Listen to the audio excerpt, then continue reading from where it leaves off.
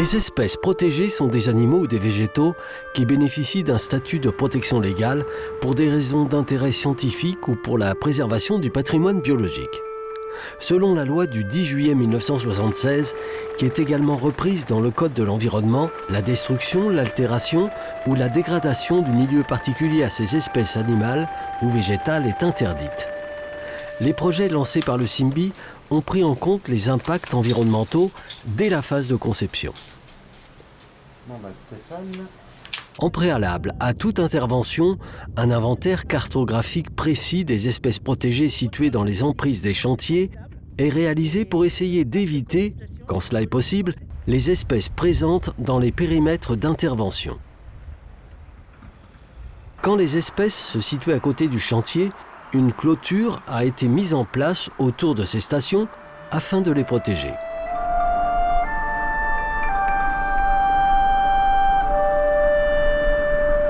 Dans certains cas, cependant, les travaux ont dû se faire sur la zone protégée.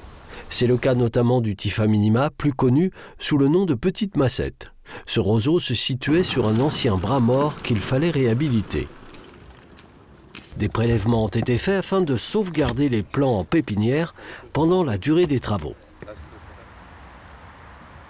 La pépinière a permis de multiplier par 5 le nombre de plants. Cela a permis différentes expérimentations afin d'augmenter les connaissances sur le Typha minima.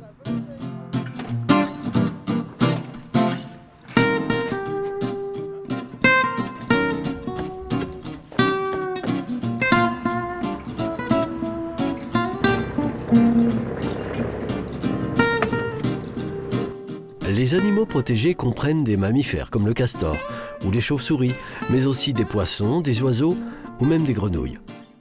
Tout comme pour la flore, un repérage avant le début des chantiers a permis de prendre en compte et de protéger les habitats de ces espèces afin de les déranger le moins possible. Les travaux en rivière peuvent également impacter des castors venus installer leur terrier dans les berges. Quand il n'est pas possible de les éviter, des opérations de démantèlement par les entreprises sont organisées conjointement avec les services de la protection de l'environnement, l'ONCFS et l'assistant maîtrise d'ouvrage.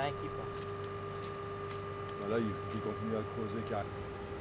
Donc là, vous pouvez continuer dans la même direction. Avec l'ONCFS, on va aller voir les terriers qui ont été identifiés et on va les démanteler. Donc on a tout un protocole avec la pelle mécanique où on va démanteler, détruire le terrier de façon progressive sans emprisonner le castor. Une fois les terriers démantelés, il n'y a plus de risque pour les castors. Les travaux de confortement de digues peuvent commencer. Sur les travaux de l'Isère, comme pour ceux de la Romanche, la gestion des espèces protégées ne s'arrête pas là. Plusieurs protocoles de suivi ont été mis en place pour vérifier sur plusieurs années après la fin des travaux la bonne conservation des populations d'espèces protégées, et ce, en complément des mesures compensatoires ambitieuses de restauration d'habitats protégés comme les roselières aquatiques et les espaces de liberté de la rivière.